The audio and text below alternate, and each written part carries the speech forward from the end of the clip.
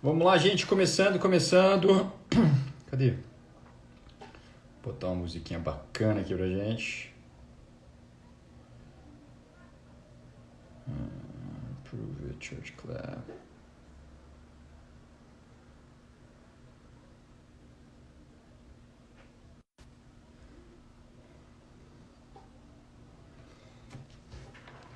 Eita.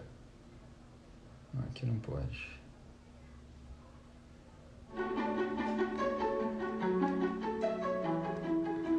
Bora, gente. Vamos movimentando aí, vamos começar. Hoje o assunto é fantástico. Vamos conversar um pouquinho sobre o tabernáculo. E o que o tabernáculo tem a ver contigo?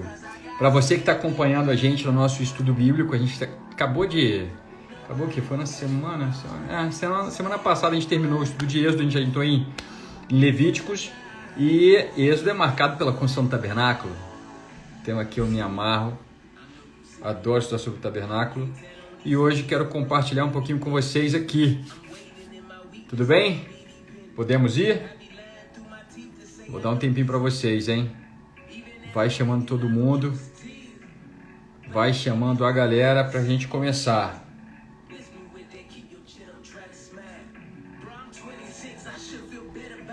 Tudo bem, Rita? Boa noite. Me ajuda aqui, vamos botar um aviãozinho aqui, Giane também. Todo mundo acelerando o aviãozinho aí, vai, gente.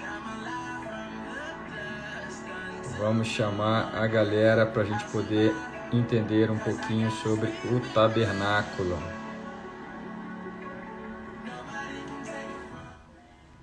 Já mandei. Também, Rita. Vou te encontrar aqui. Tô dando pra escutar música aqui? Olha a Dai aí. Olha só. Um minutinho pra vocês, hein? Pode ser? Bora lá, chama aí, bota o aviãozinho. Vamos falar sobre tabernáculo. Se você tem qualquer dúvida, manda. E se não tem, senta aí, que tem muita coisa que eu acho que você não sabia, hein? Segura aí. Vambora. Vou aumentar a música.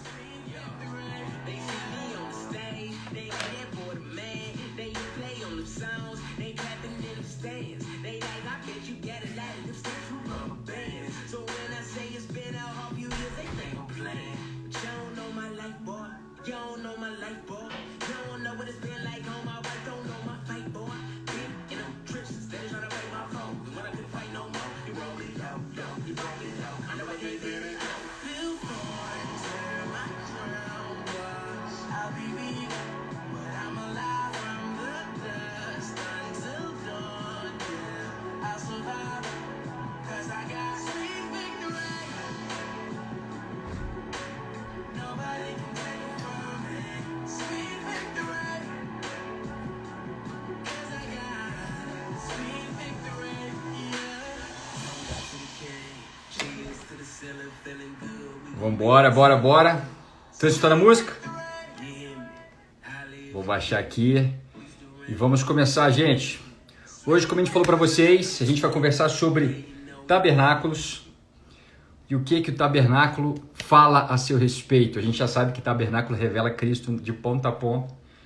E eu quero fazer também um paralelo aqui contigo e te mostrar como que o tabernáculo ele nos inspira e nos ensina a nosso respeito. Tá bom? Vamos começar? Deixa eu abrir aqui, que eu separei algumas coisinhas para compartilhar com vocês. Deixa eu ver aqui em que arquivo que tá isso. Tá aqui. Vamos lá. O que é o tabernáculo? Vamos lá, vamos começando aqui, gente. Tem lá, olha só, em Êxodo 25, 8, tá? Êxodo 25, 8. Olha o que deu. Isso aqui é uma ordem de Deus para Moisés, tá bom? Ela fala assim, ó: e me farão um santuário e habituarei no meio deles, conforme a tudo que eu te mostrar para o modelo do tabernáculo e para o modelo de todos os seus pertences, assim mesmo o fareis. O que está acontecendo aqui, gente? Vamos contextualizar. Deus havia libertado o seu povo. O seu povo estava cativo no Egito há mais de 400 anos. Os filhos de Israel, ou seja, os filhos de Jacó, eles tinham sido escravizados, né? Depois de José, lembra só de José? José foi governador do Egito, o povo foi lá, se aproximou do Egito, o povo ficou ali, foi crescendo, crescendo e multiplicando, até o ponto de um faraó se levantar e não lembrar mais da história de José. Aí o que ele fez? Ele olhou, viu aquele povo enorme e falou, gente, precisamos escravizar essa galera aqui, porque senão eles vão se levantar contra a gente. Então eles foram escravizados. Aí tem toda a história de Moisés, né, o faraó manda matar os primogênitos, Moisés ele é salvo, né, porque a mãe pega, bota ele no cesto, coloca no rio Nilo, lembra daquela história? Então, isso aconteceu e Moisés lá na frente, ele se deparou com uma situação complicada para ele, porque ele viu um egípcio açoitando um israelita, né, ele estava passando pelo Egito e viu um egípcio lá açoitando, chicoteando, um israelita, e ele se levantou para defender. E nisso aí ele ficou com medo, porque o israelita vira para ele e fala, quem você pensa que é para poder fazer isso, para querer me proteger, você acha que você é melhor do que eu?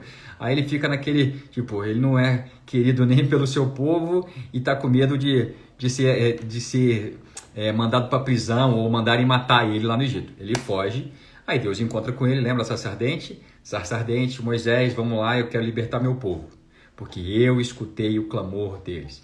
Esse ponto é muito importante para mim e para você. Por quê? Porque pela primeira vez nós temos um Deus se posicionando, e quando eu falo um Deus, é porque naquela época, assim como hoje, existiam vários deuses, os povos adoravam vários deuses, mas nunca tinha acontecido de um Deus se levantar e falar, eu escutei o clamor do meu povo. Então aqui é Deus se apresentando para mim e para você como aquele que escuta o clamor. Ele te escuta. Ele está interessado no que você tem a dizer. Ele escuta o teu clamor, ele escuta a sua dor, ele entende disso. Ele não só entende, como ele dá atenção para isso. Ele fala, Moisés, então vamos embora que a gente vai precisar tirar o meu povo de lá. Lembrando da promessa que ele havia feito, né, para Abraão. Lembra a promessa para Abraão? Que daria uma terra vasta e que a descendência dele seria mais numerosa que as estrelas do céu. Lembra dessa história? Ele lembrou aquilo para Moisés e falou, Moisés, vamos embora. Aí você vai ter as pragas, aquela coisa toda, Faraó, depois da última praga, lembra da Páscoa? Mostra o primogênito, Faraó vai e fala, gente, rala daqui, cai fora. Né? O povo vai e presenteia os israelitas com ouro, com prata, com tecidos preciosos, com pedras preciosas, enfim. Eles vão, gente, vamos embora daqui. E o povo vai ralar para o deserto, para o Sinai, vai acompanhando. Eles saem do Egito caminhando para o Sinai. É interessante que nessa trajetória, Deus ele escolhe a trajetória maior.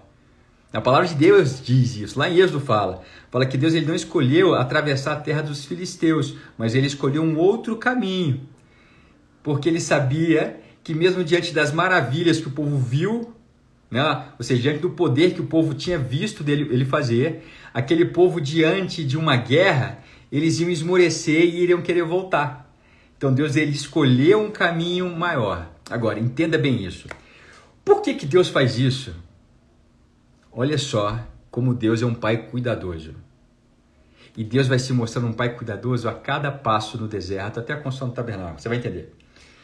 Por quê? Deus ele conhece o coração de seus filhos. É o pai que conhece o coração do filho. Então ele fala, eu vou colocar num caminho onde quando o coração dele apertar querendo voltar, ele não encontre um caminho de volta.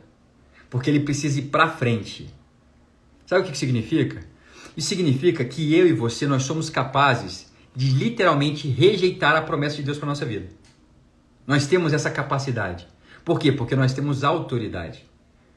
Mas Deus, como pai zeloso, o que ele faz? Ele dificulta o teu retorno. Ele fala, não, vamos lá, vamos para um caminho mais complicado, para que se o coração dele esmorecer, ele desanime de voltar e continue andando para frente. Porque a promessa de Deus está sempre adiante de você e nunca nas suas costas, ok? Está na frente. Vamos lá. Aí acontece que Deus prepara o povo, Deus começa a falar, o povo fica com medo, né? Porque a voz de Deus é muito forte, o povo fala, não, fala com Moisés, aquela coisa toda. Moisés sobe para o Sinai para poder receber as tábuas. E por lá ele fica por 40 dias e 40 noites. É um tempão que ele fica no Sinai. E lá Deus não só dá a tábua da lei, os 10 mandamentos cravados na pedra, como Deus ele começa a ensinar e a explicar para Moisés como ele quer que Moisés construa um tabernáculo. Entenda o que é tabernáculo. Tabernáculo, tá? De uma forma bem simples para você, é uma tenda. Tabernáculo significa tenda. Então o que Deus estava falando para Moisés era o seguinte: Moisés, prepara um lugar para mim, porque eu quero habitar entre vocês. Eu quero morar entre vocês. E olha só que coisa linda. Porque se você volta para a origem do mundo, na criação, Deus havia criado um jardim. E lá ele habitava com o homem. Entendeu isso? Deus criou eu e você para que tivéssemos um ambiente onde ele habitasse com a gente. Depois disso houve o pecado, mas esse mesmo Deus, ele continuou querendo esse relacionamento. Ele falou assim: Moisés, construa um lugar para que eu possa habitar entre vocês. Eu quero morar com vocês. Eu quero morar entre vocês ali. E ele começa a traçar todo o projeto do tabernáculo. Ele começa a explicar. E a coisa muito linda nisso é porque Deus, ele enxerga as coisas diferentes. Quer dizer, não é Deus que enxerga as coisas diferentes, nós é que enxergamos, né? Porque Deus, ele começa a passar um projeto para Moisés, mas ele passa o projeto de uma forma muito particular, totalmente oposta da forma que eu e você pensamos. Porque ele começa a explicar o projeto desse tabernáculo de dentro para fora. Olha como isso é precioso. Deus, ele não começa demarcando os limites desse tabernáculo, mas ele começa com os utensílios.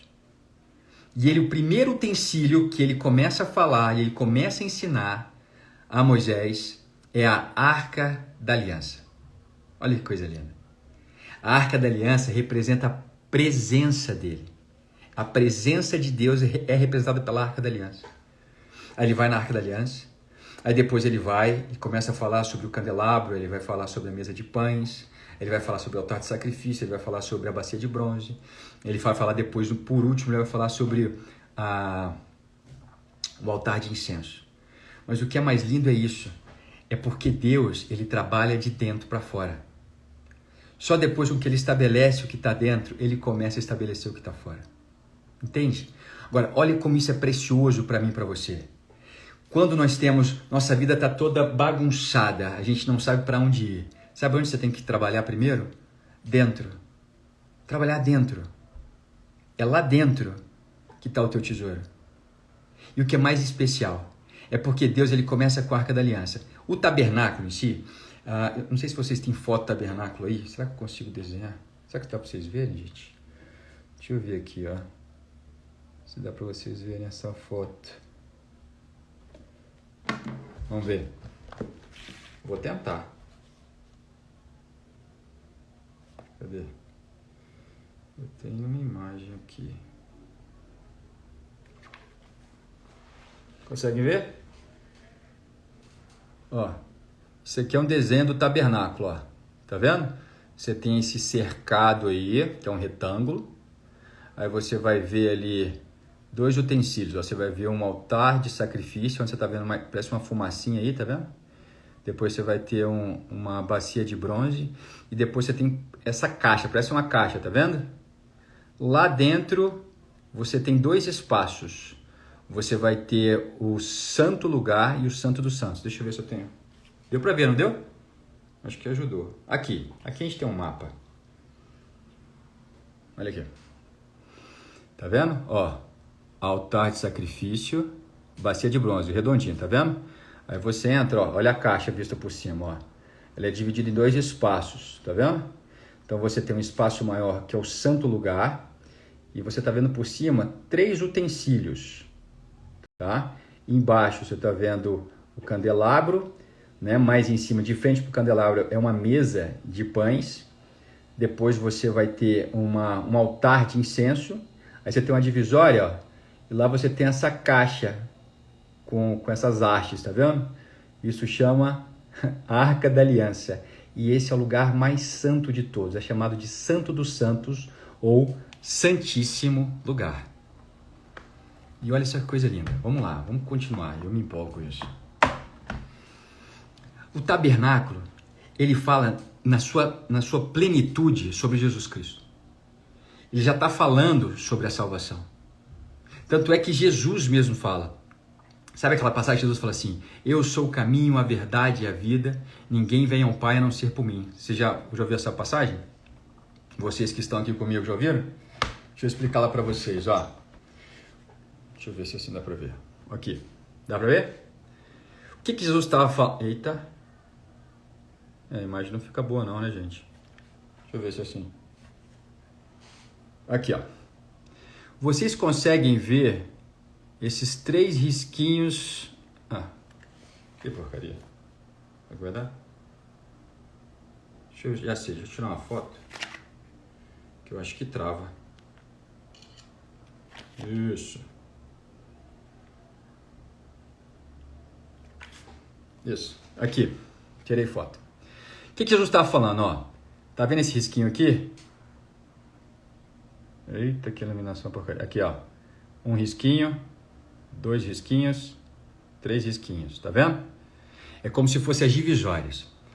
O que Jesus estava falando para todo mundo e todo mundo entendeu a mensagem dele, é que ele estava falando o seguinte, ó. Eu sou o tabernáculo. Eu sou o santuário. Eu sou o lugar da presença de Deus. Porque caminho, verdade e vida eram 3 cortinas. Porque você tinha a primeira cortina, né, que era o caminho. E ela te dava acesso ao átrio, a primeiro espaço do tabernáculo. Depois você tinha uma outra cortina, seria uma porta, que seria a verdade. E a verdade vai dar acesso ao santo lugar. E depois você vai ter a última cortina, que é a vida. E a vida dava acesso ao santíssimo lugar. Agora é interessante você pensar na dinâmica disso. O tabernáculo, ele foi construído no meio de um acampamento. E o mais interessante, mais louco ainda, é que se você estudar e você vê o acampamento por cima, você vê o formato de uma cruz. É impressionante. Porque você tinha o tabernáculo no meio e as tribos eram distribuídas atrás de um lado e do outro. Outra coisa interessante do tabernáculo é que ele era construído com a frente dele, o átrio, a entrada do átrio, no caso que Jesus falou, né? Que é o caminho, a cortina do caminho, ela era sempre voltada para onde o sol nasce, para o leste. É isso? Eu sempre confundo. Sol nascente, leste, isso mesmo, leste. Era sempre voltado para o leste. E as costas do tabernáculo eram voltadas para o oeste. Então, todos os dias, aquele povo, quando eles se deparavam com o tabernáculo, eles viam que o sol nascia na sua porta e o sol ia se pôr exatamente nas suas costas, né? Então, todo dia aquele povo aprendia que Deus ele é o alfa e ele é o ômega. O início e o fim está na presença dele. É uma coisa maravilhosa. Então, aquele povo construiu, então todos os dias eles lidavam com o tabernáculo. Eu falei para vocês que quando era visto de cima, você via uma cruz. Porque, afinal de contas, a nossa redenção está onde? Está na cruz de Cristo. Essa foi a obra redentora dele. Para quê? Para que nós pudéssemos novamente nos relacionar com o nosso Pai. Guarda isso. Vamos embora. Então, você vai ter os utensílios do tabernáculo, tá? Estão me acompanhando, gente? Está fazendo sentido para vocês? Só para saber, porque senão eu vou acelerando aqui, tá? Então, o tabernáculo, adivinha quanto tempo levou a construção do tabernáculo? Moisés ficou um tempão lá recebendo o projeto. Quanto tempo levou para que o tabernáculo fosse construído?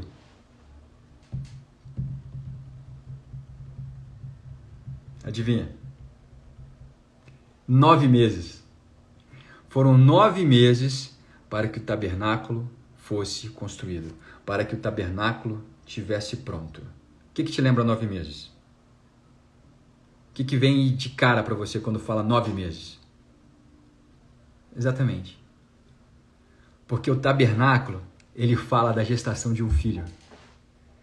E é por isso que Jesus ele vira e fala o seguinte, ó, eu vou destruir, quando ele passa pelo templo, não era esse tabernáculo, já era um templo, ele tinha sido construído em pedra, já era enorme. A construção de Herodes era colossal. E ele passa pelo templo, tá? E ele passa a mão ali nas pedras do templo e fala assim, eu vou destruir esse templo, em 3 dias eu vou reconstruí-lo. Aí todo mundo fala, que absurdo é esse? Você tem ideia do quanto tempo que a gente levou para reconstruir? Porque esse era o segundo templo. Quanto tempo levou para construir isso? Aí ele fala, porque esse templo é o meu corpo. Estava falando dele. É do filho. É gestação. E lá na frente, Paulo ele vai entender isso de uma forma mais ampla. Porque ele fala assim, não sabeis vocês, ou não sabeis vós, que o seu corpo é templo do Espírito Santo? Quando ele está falando que o seu corpo é templo do Espírito Santo, ele está fazendo um paralelo direto com o tabernáculo, com o templo. O que Paulo estava falando, que ele entendeu em Cristo, é que Jesus ele veio restaurar em mim e você o templo de Deus. Que templo é esse? É onde Deus pode habitar entre os seus filhos. Você é templo dele, você é habitação. Entendeu? E olha que coisa mais linda. A gente ensina para vocês, eu estou até aqui já de ID tag aqui, ó. O que a gente ensina para vocês? A gente ensina para vocês sobre a consciência integral. Consciência integral é você saber que você é corpo, alma e espírito. Deus te fez assim. E que essas partes elas são complementares, elas precisam funcionar juntas. Elas não foram feitas para funcionar cada um na sua. Elas foram feitas para serem complementares na percepção de uma vida livre. Jesus fala, não, Jesus fala, né? Mas Paulo fala, foi para a liberdade que Jesus vos libertou. Liberdade do quê? É você ser livre para viver uma vida abundante, uma vida de propósito, uma vida crescente, uma vida que multiplica, que pulsa, não na sua vontade, mas na direção dele para você. Jesus ele veio restaurar isso através de uma reconciliação. Reconciliação de quem? De um pai com os seus filhos. E você pode ver que desde o projeto de Deus para o tabernáculo, era o cuidado de um pai querendo ensinar os seus filhos como viver uma vida abundante. Porque imagina, 9 meses se levaram para a construção do tabernáculo. E fala então que quando o tabernáculo foi inaugurado, a presença de Deus encheu aquele lugar. A Shekinah de Deus, a presença tomou aquele lugar. É como uma coluna de fogo. E ela saía exatamente aonde estava o Santo dos Santos. Agora vamos fazer um paralelo com você? Lembra que Jesus falou que ele era o caminho, a verdade e a vida? Então você lembra que são 3 partes no tabernáculo? Eu não falei para vocês que nós somos corpo, alma e espírito? E o tabernáculo ele também fala do corpo, da alma e do espírito. O primeiro espaço que nós temos, quer dizer, o espaço mais externo que nós temos do tabernáculo é o átrio. E o átrio ele representa o corpo, nosso corpo. E lá está o quê? Está o nosso sacrifício, está a nossa santificação. Está o altar de sacrifício, está a bacia de bronze. Agora, você sabe por que foi feito de bronze? Você consegue, quer dizer, você não consegue imaginar, mas você sabia que naquela época os espelhos eram feitos de chapa de bronze? Então, quando você pegava os espelhos, se você vai pegar você vai num museu, né? Vai num museu arqueológico, pegar os povos antigos e você vai encontrar lá espelhos. E todos os espelhos são chapas de bronze. E Deus pediu para fazermos a montar o nosso altar de sacrifício e a bacia. Ele falou assim, é de bronze.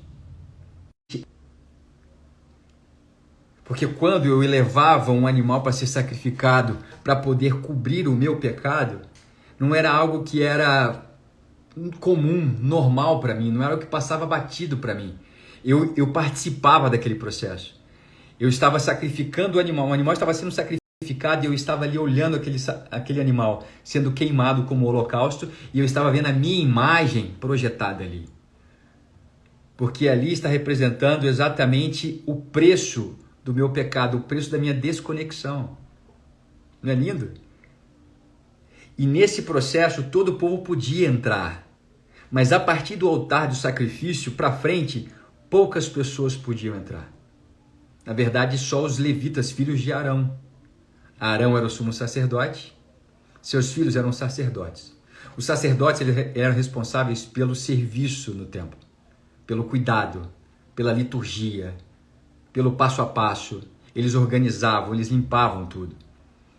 Agora, só o sumo sacerdote, uma vez por ano, ele podia atravessar o átrio, atravessar o santo lugar, se abaixar, e se abaixar porque a cortina que separava o santo lugar do santo dos santos, ela não tinha emenda, era uma cortina grossa de ponta a ponta. Então não é uma cortina que você entra assim, é uma cortina que você entra se ajoelhando, se prostrando, você se prostra. Você se prostra para passar debaixo.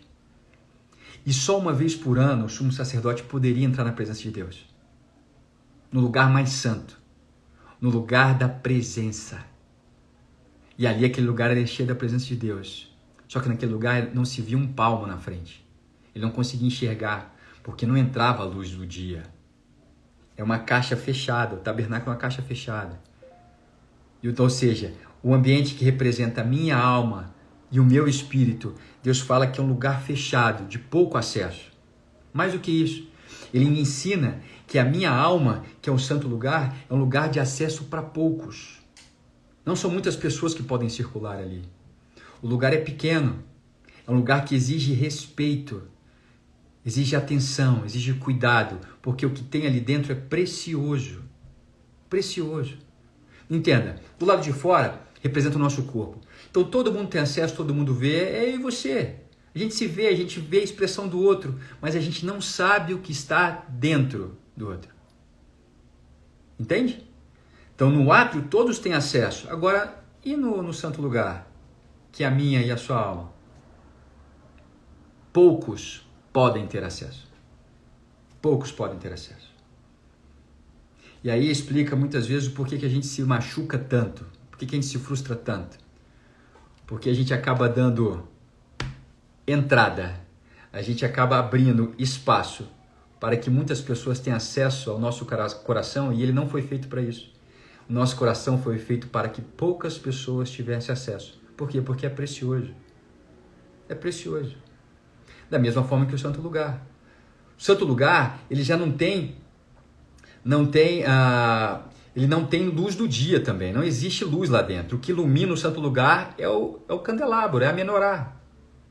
A menorá que tem um óleo renovado todo santo dia os sacerdotes entravam lá para poder renovar o óleo, porque aquele fogo que havia sido aceso por Deus não poderia se apagar. E sabe o que o óleo significa? Significa o Espírito Santo. E olha que mensagem linda. O Espírito Santo tem que estar presente na minha e na sua vida todo santo dia. Para quê? Para que possa iluminar os olhos do seu coração. Para que possa iluminar os olhos do seu coração. Para que você possa compreender o que está acontecendo ali. Por quê? Porque é lugar santo. É lugar santo. E você também tem o suprimento, você tem a mesa dos pães, você vai ter na sua frente o altar de incenso. Esse altar de incenso, ele simboliza exatamente a minha conexão, a conexão do homem que está na terra, um homem terreno, com Deus, que é divino, que é celestial.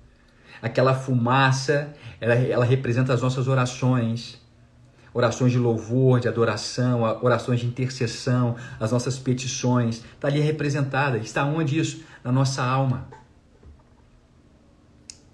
Deus, ele desenha uma alma ordenada. Deus desenha uma alma com tudo no seu lugar e tem um cuidado danado com tudo que tem ali dentro. E ensina o seu povo assim. É assim. E existe um lugar que é mais precioso ainda, que está um pouco mais para dentro, que é o Santíssimo Lugar. Nesse lugar só cabe a Arca da Aliança e um homem. Um homem. Que uma vez no ano entrava para poder fazer o serviço que ali era necessário. Que era o serviço de apresentar o povo diante de Deus, para que Deus pudesse dar o perdão ou não àquele povo. Deus pudesse reconhecer todo o sacrifício que aquele povo estava fazendo a cada dia, pela remissão do pecado, e pudesse abençoar o ano seguinte que entraria. Esse é o dia de Yom Kippur. Então, uma vez no ano, o sumo sacerdote fazia isso. Mas sabe o que Deus revela a meu e ao seu respeito?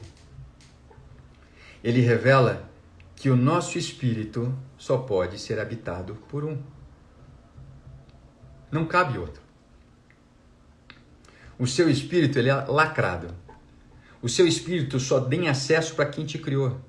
É único. Único. Tudo aquilo que você pode chamar de espiritualidade, de sensações, não, eu senti, eu arrepiei e tudo mais, não é o espírito, é o reflexo do espírito na alma. A alma sente. O Espírito reconhece. O teu Espírito reconhece aquele que te criou. O teu Espírito reconhece a voz do seu Pai. E é por isso que o seu Pai, ele te ensina que para construir um templo leva-se 9 meses. 9 meses para que o templo esteja pronto. 9 meses para que você pudesse estar pronto para nascer. 9 meses. E sabe por onde que ele começou? É simples. É você olhar na palavra. Quando Deus te gerou, depois você pode ler lá em Salmos 139.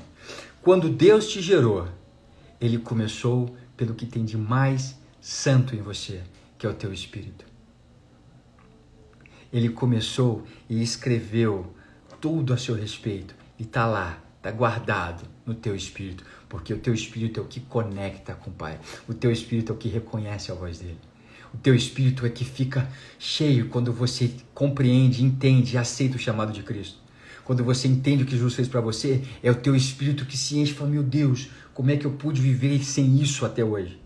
Como é que eu pude não entender isso até hoje? Como é que eu não fui alcançado por essa mensagem até hoje? Sabe essa sensação, esse sentimento de saudade? É no teu espírito. Porque ele é que está conectado. E é interessante isso, porque Deus ele começa pelo espírito. E depois, ele começa a modelar a sua alma à medida que vai modelando o teu corpo. Olha que coisa linda. Olha que coisa perfeita. E assim nós somos feitos. Corpo, alma e espírito. Está tudo ali. Está tudo no tabernáculo. Está tudo ali na nossa frente. Tem um versículo aqui que eu gosto pra caramba. Cadê? Deixa eu procurar aqui, gente. Aqui, eu falei para vocês de 1 Coríntios, né? Acaso não sabem que o corpo de vocês é templo do Espírito Santo? Que habita em vocês, que lhes foi dado por Deus e que vocês não são de vocês mesmos? Cara! Vocês entenderam isso? Por acaso vocês não sabem que vocês são o templo do Espírito Santo? Vocês entenderam? Olha como isso é forte. Jesus ele se apresentou como o primeiro templo, para que eu e você pudéssemos nos enxergar como templos também. Porque nós somos feitos como lugar da habitação. Jesus derramou sobre nós o seu Espírito. Ele falou que nos enviaria um Consolador. Ele nos falou que nós não estaríamos mais sós. Quer ver? Peraí que eu tenho outro versículo aqui. Que é... Cadê aquele? Minha casa... Só um minutinho, gente, que eu notei tanta coisa aqui. Não. Acho que eu botei isso. Deixa eu procurar aqui no... Pedirei... Achei. João 14,16. Anote aí. Se você tiver a tua Bíblia, já anota aí. Olha o que fala lá. Jesus falando. Vamos fazer um paralelo aqui? Quer dizer, vamos fazer um paralelo com Êxodo, que eu já li para vocês. Êxodo 25, 8, de 8 a 9. Fala assim. E farão um santuário para mim. Ok? Já mostrei para vocês o santuário, o tabernáculo. E eu habitarei no meio deles. Façam tudo como eu lhes mostrar, conforme o modelo do tabernáculo e de cada utensílio. Legal? O que Jesus fala lá em João 14? João 14,16 fala o seguinte. Eu pedirei ao Pai e Ele lhes dará outro conselheiro para estar com vocês para sempre. O Espírito da verdade. O mundo não pode recebê-lo porque não o vê e nem o conhece. Mas vocês o conhecem, pois Ele vive com vocês e estará em vocês. Caraca! Olha só isso aqui. Vamos lá. Me acompanhe nesse momento bombástico. Olha aqui. Deus começa a criação dele. Ele constrói um Éden. Coloca eu e você. Certo? E coloca ali no meio do Éden o quê? A árvore do conhecimento do bem e do mal e a árvore da vida. Deus ele coloca no meio, no centro da minha e na sua vida o quê? A autoridade. Nós temos autoridade sobre aquela terra. Legal? E nós temos autoridade para decidir para que lado nós vamos. Fizemos a decisão errada. Saímos. Depois disso, Deus ele arruma um jeito de poder novamente viver com a gente. Eu quero viver com vocês, eu quero morar com vocês, eu quero habitar com vocês. tudo para nos ensinar sobre aquele que viria para que finalmente ele pudesse habitar em nós. Ele sai de uma condição de habitar conosco para uma condição de habitar em nós. Todo esse caminho para que o templo fosse restaurado em nós, para que nós pudéssemos voltar a ter um relacionamento direto com ele. A palavra de Deus diz que quando Jesus ele morreu, nos seus segundos finais de vida, ele vira para os céus e fala: Pai, está consumado. E naquele momento, olha só como isso é simbólico, naquele exato momento a palavra diz que o véu, lembra das cortinas que eu te falei? Caminho, verdade e vida. O que a palavra diz é que o último véu, a vida, ela se rasga. A vida se rasga para que o acesso seja aberto. Jesus é a vida. Ele entrega a sua vida. E a vida naquele momento se rasga para que eu e você pudéssemos ter acesso a ele. Acesso direto. Já não existe restrição. Já não existe separação de pai com filho. Entende isso? Todo o caminho do templo, do tabernáculo, ele continua.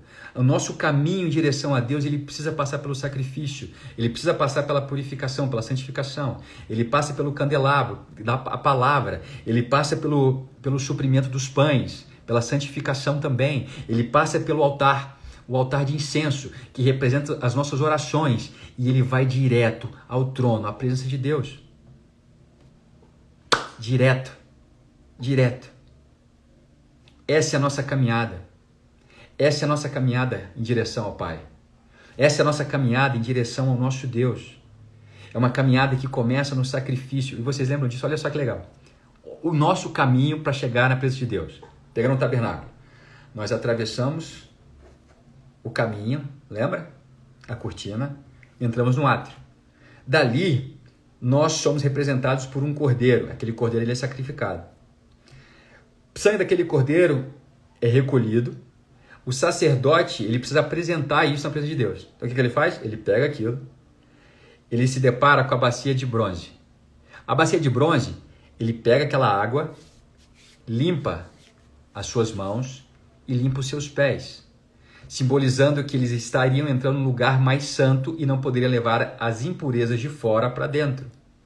Então, ele tem esse ritual de limpar as mãos e de limpar os pés. E eles entram, você está sendo representado ali, por aquele sangue que foi recolhido. Eles entram, eles atravessam ali, eles passam pelo candelabro, que representa a presença de Deus também, é o Espírito Santo, tá? É aquele óleo, o óleo representa o Espírito Santo. Então aquele óleo queima dia e de noite, iluminando, é a luz para os nossos pés. É o que ilumina, é o que mostra onde você vai.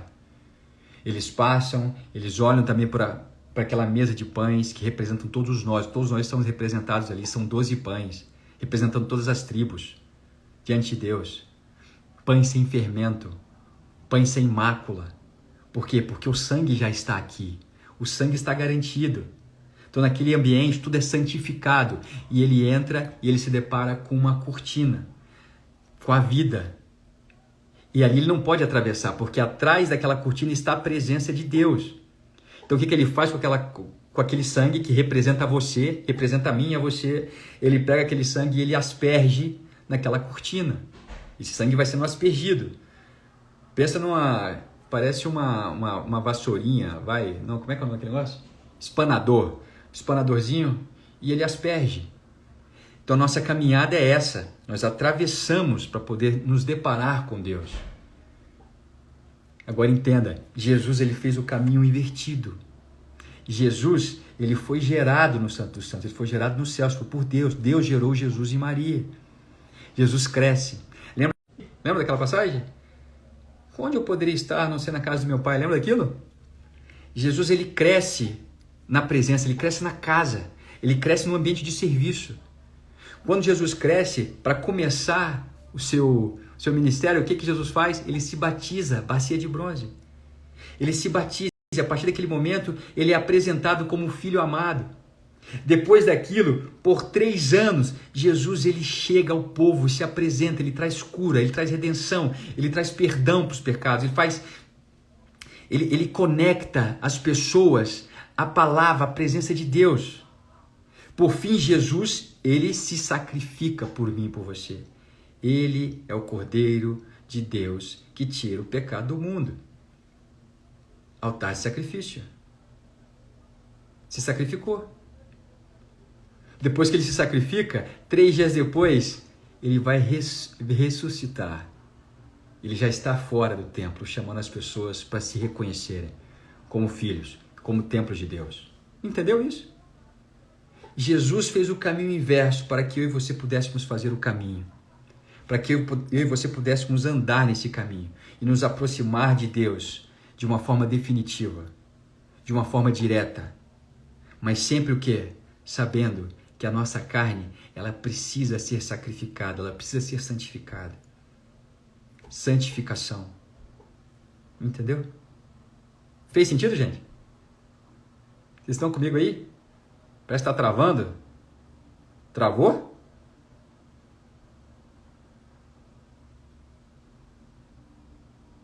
Entenderam sobre o tabernáculo?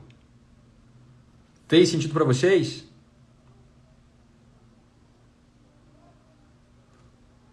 O papel do tabernáculo é restaurar em mim e você o templo. Restaurar em mim e você a presença de Deus. Fazer de mim e você morada dele. É o Pai sendo representado por seus filhos. Sem a santificação ninguém verá a Deus. Exatamente. Olha só que legal, eu até separei aqui, ó. Deixa eu mostrar para vocês. Não vou conseguir mostrar. Mas vamos lá. Então aqui, ó. O altar de sacrifício é o lugar do perdão. É o lugar da oferta do sacrifício. Lugar de libertação do pecado. É o lugar onde o velho homem precisa morrer. Depois do altar de sacrifício, a gente chega na bacia de bronze. E que eu falei para você que bronze é espelho, né? E água é palavra. É a palavra de Deus. É o conhecimento da palavra. Então, na bacia de bronze, eu entendo que eu preciso me purificar da palavra. Eu entendo que a palavra, ela me revela. Que a palavra, ela me confronta. Que a palavra, ela me transforma. É ali que a palavra, ela vai me limpando, literalmente. E tem uma passagem aqui que eu acho muito legal de João 13. Olha só. Lembra daquela passagem que Jesus quer lavar os pés dos discípulos? Lembra? Ela fala o seguinte, ó. Depois deitou água na bacia e começou a lavar os pés aos discípulos e a enxugar-lhes com toalha que estava cingido. Aproximou-se, pois, Simão Pedro e lhe disse, Senhor, tu vai lavar os meus pés? Jesus respondeu, o que eu faço você não sabes agora, mas tu saberás depois. E disse Pedro, nunca vai lavar meus pés, Senhor? Aí Jesus respondeu, se eu não lavar os seus pés, você não terás parte comigo. Aí disse Simão Pedro, Senhor, não só os pés, mas também as mãos e a cabeça. Disse-lhe Jesus, aquele que estava lavado não necessita de lavar senão os pés, pois no mais tudo está limpo. Ora, vós estáis limpos, mas não todos. Olha só que legal. Quando, nesse processo, né, nesse ritual do sacerdote, dele se purificar os pés e as mãos, é porque limpar as mãos simbolizava você purificar aquilo que você faz. Então é você limpar, você se limpar, se purificar daquilo que você faz, das suas atitudes. Limpar os pés simbolizava você se purificar, limpar da sua história, por onde você andou. Entende? As mãos, daquilo que você fez. Os pés, por onde você andou, a sua história. Aí Jesus, ele começa a limpar os pés. E Pedro fala, Senhor, não faz isso. Ele fica com vergonha, porque na cabeça de Pedro era uma desonra, né? Era uma desonra Jesus fazer isso com ele. Aí Jesus vira e fala o seguinte, Pedro, você não está entendendo o que eu estou fazendo agora, mas um dia você vai entender. Mas aquele que eu não limpar os pés não terá parte comigo. Tá caindo pra caramba, né? Vamos lá, voltei, gente. Limpar os seus pés significa Jesus entrar e separar a sua vida em antes e depois. As coisas velhas já se foram, eis que tudo novo se fez. Jesus, ele precisa vir e limpar e fazer essa ruptura entre o que era e o que agora é. Aí, Pedro vai e se empolga, fala, não, Senhor, então lava minhas mãos, lava minha cabeça. Ele falou assim, não, Pedro, eu só preciso lavar os seus pés. Só isso que eu preciso fazer. Porque depois que eu limpei, depois que eu perdoei, é um novo tempo, é um novo começo, é um recomeço, é uma reconstrução agora do seu templo. Entenderam, gente? Sério mesmo? Vocês entenderam? Não é um tema muito simples, né? Mas eu me amarro nisso. Depois a gente pode passar um dia só para entender como é que funcionava cada processo no tabernáculo, como funcionava cada processo no templo. E como é revelador sobre eu e você. Jesus é a nossa redenção. Jesus é o nosso tabernáculo, para que eu e você pudéssemos sermos feitos tabernáculo também. Curtiu? Foi bom? Obrigadão aí, Camila. Olha a Flaviela aí também. Rita, deu para entender? É por isso que o tabernáculo é tão rico, gente. E fala tanto ao meu e ao seu respeito. Tanto. Agora entenda uma coisa. Tem outra passagem, eu acho que eu vou terminar com ela. Lá em... Deixa eu ver onde que eu anotei ela aqui. Ageu. Ageu 1. Depois você lê Ageu. Ageu é um livro pequenininho, só tem 2 capítulos. Ele é até meio difícil de achar, tá no Antigo Testamento, tá? Ageu era um profeta. E ali Ageu ele relata a volta do povo para Babilônia, da Babilônia para Jerusalém. Quando Nabucodonosor ele invadiu Jerusalém e levou cativo todo o povo, ele destruiu o templo. Ele não só destruiu o templo, quando ele pegou todos os utensílios do templo e literalmente deu fim neles, derreteu, ninguém sabe o que foi feito, inclusive a Arca da Aliança. Isso que é fantástico.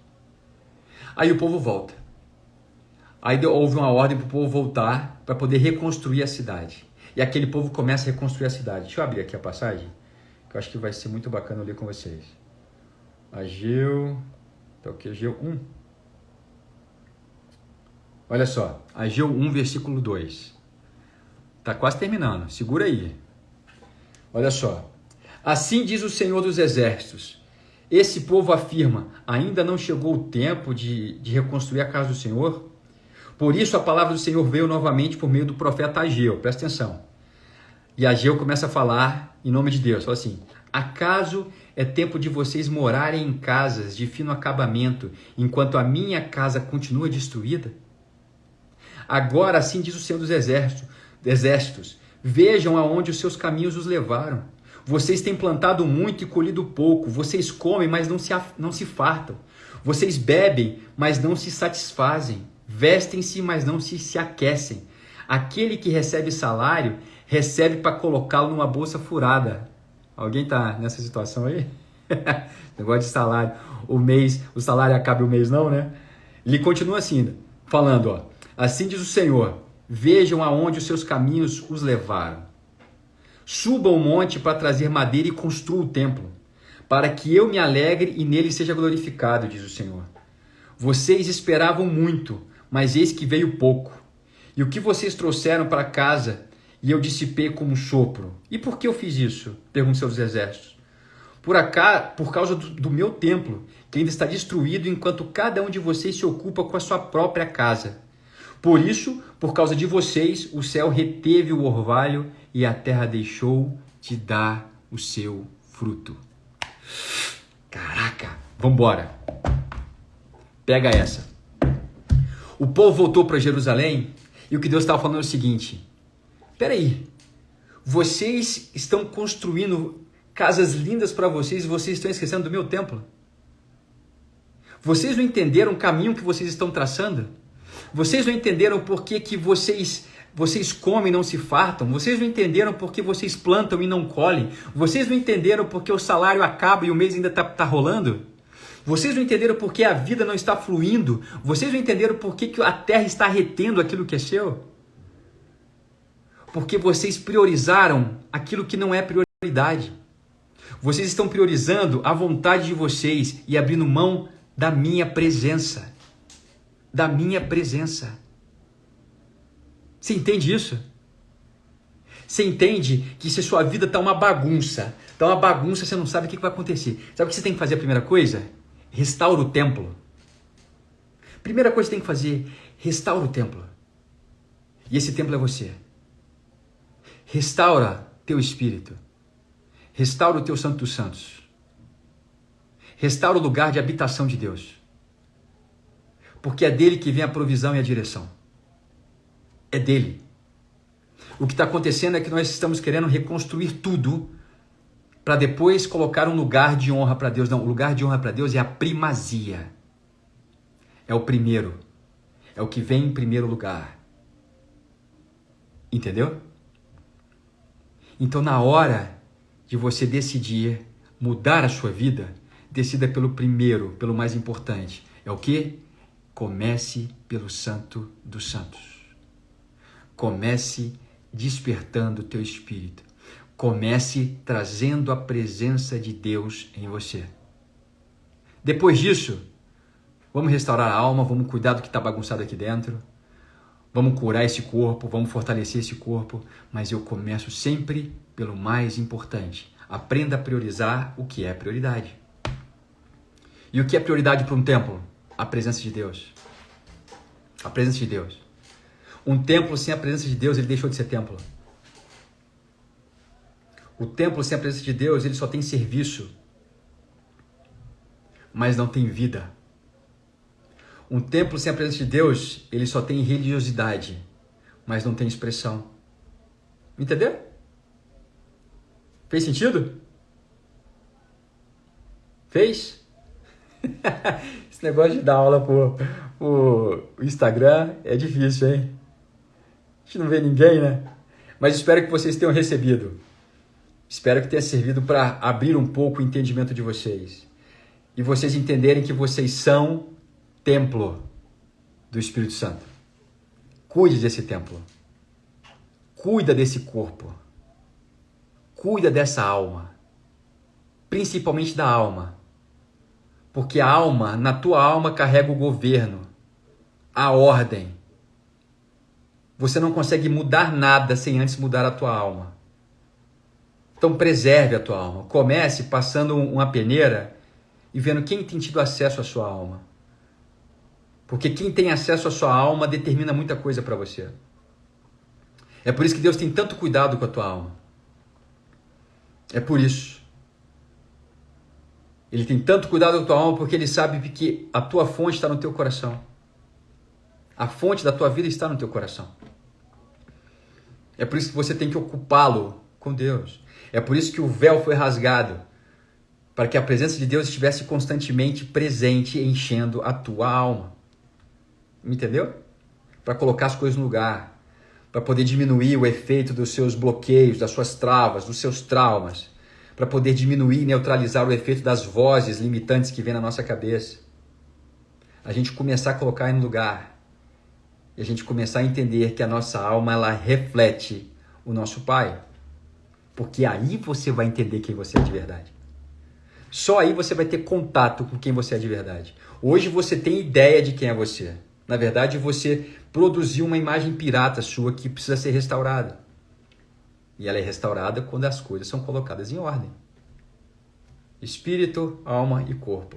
Nessa ordem. Senão fica desbalanceado. Fica desequilibrado. Quem traz o equilíbrio é o espírito. Mas pega você e tira o espírito. Gente, você não vai parar em pé.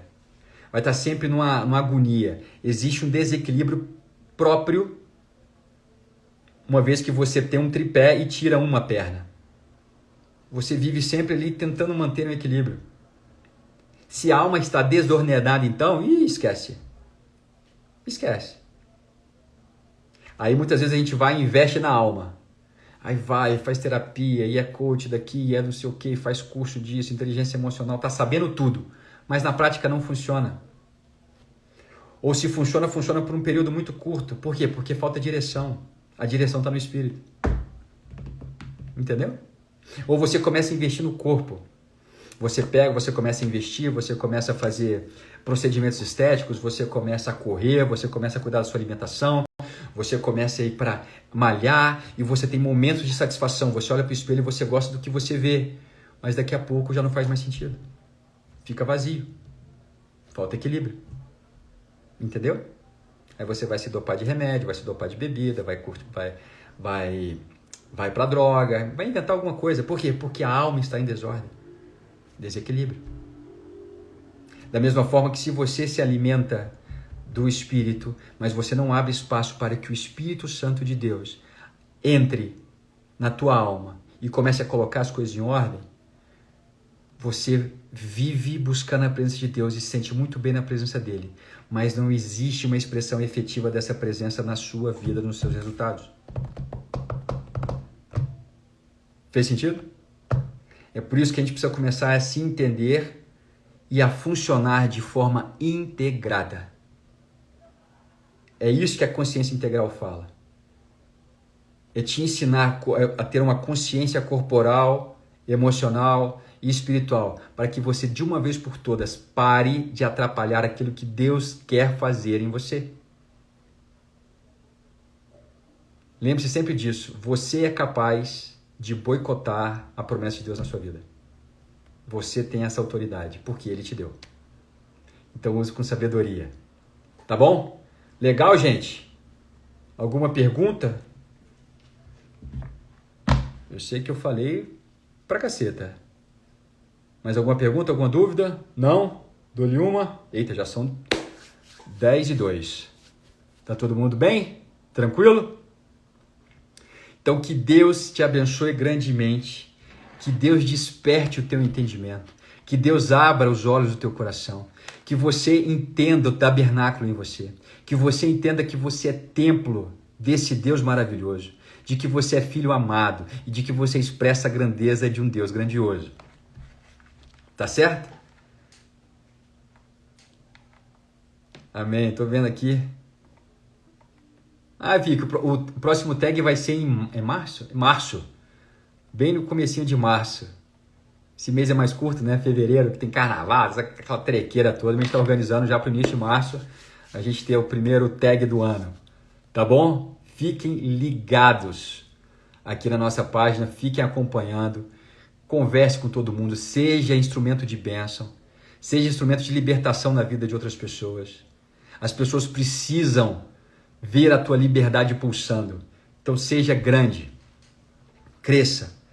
Seja bênção nessa terra. Deus não te fez para ser abençoado, mas para te transformar em um abençoador. Tá bom? Então fique ligado.